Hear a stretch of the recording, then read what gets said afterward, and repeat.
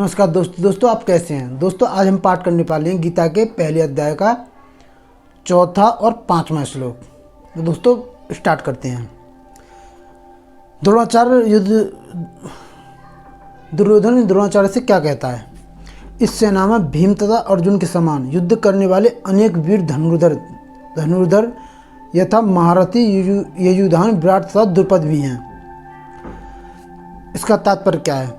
यद्यपि युद्ध कला में द्रोणाचार्य की महान शक्ति के समक्ष धृष्टद्युम्न महत्वपूर्ण बाधक नहीं था, किंतु ऐसे अनेक योद्धा थे जिनसे बेहतर दुर्योधन इन्हें विजय पथ में अत्यंत बाधक बताता है, क्योंकि इनमें से प्रत्येक योद्धा भीम तथा अर्जुन के समान दुर्जय था।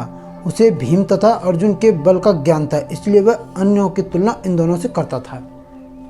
इसका अर्थ है द्रोणाचार्य के रास्ते में धृष्टद्युम्न ज़्यादा महत्वपूर्ण बाधक नहीं था, इसलिए और अनेक योद्धाओं का भय था। मतलब कि उसमें जो और योद्धा थे सेना में अर्जुन और भीम की में, वो उनको जरूर बाधक मानता था दुर्योधन।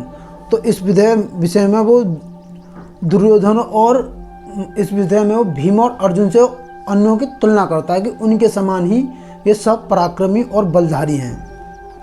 तो दोस्तों साथ में पढ़ लेते हैं अब पांचवा श्लोक।